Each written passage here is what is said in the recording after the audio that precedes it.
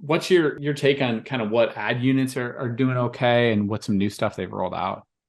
Cool. Well, I'll start out with just talking about the platform in general, what we're lacking, what we have. So, as of right now, the average cost per click, if you're advertising in North America, is usually between about $8 to $14. I think last time you and I chatted, it was like 6 to 10 or something. So prices continue to climb, and Mm-hmm. so my first word of warning is, like, if you haven't already invested in LinkedIn ads and you know that you're a good fit for it, then like don't wait, because the more you get in and figure out right now while the costs are lower, it means you're going to be getting a 20-30% discount versus a competitor who's trying to figure it out a year or two down the road. You can get ahead.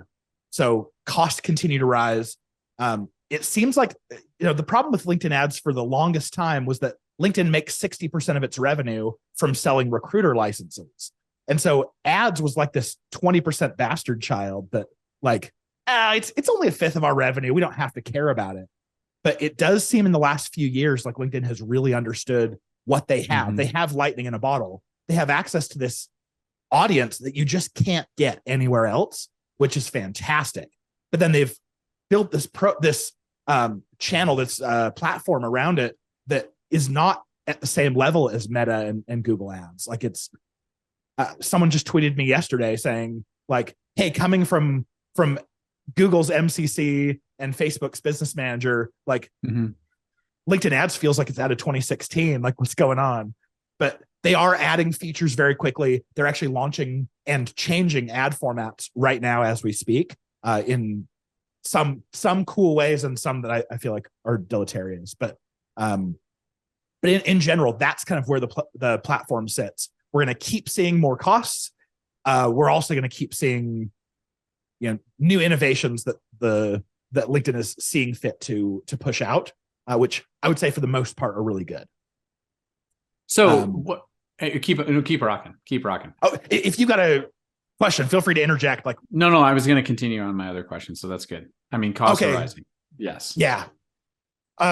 So as for what's working and what isn't working, for the longest time, and I've been just as guilty of this as I think most in B2B have been, but we felt like we could capture prospects and get them to be sales ready by showing cold prospects a gated content offer. So it's basically like, no one's ever heard of us as a company, but we're going to gather email addresses from people downloading a free guide or a checklist or joining a free webinar. Then our sales team's going to follow up with that. And then we're going to get so many meetings, and then we'll end up with sales.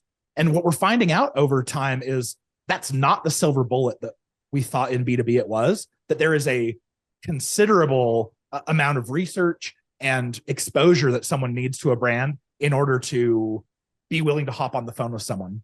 And I would say, without exception, the biggest goal that all of our clients have as we talk to them and our prospective clients, it's always get meetings, like get people talking to our sales reps.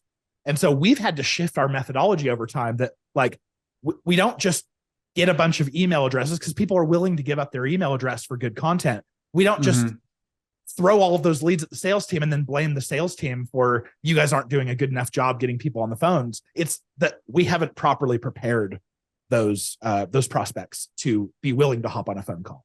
So that's a little bit of a piece of humble pie that I've had to be eating in the last year as we've tried to figure out. So we have better retargeting, and we'll get into this as we talk about like new features and stuff. But we have better retargeting than we've ever had before.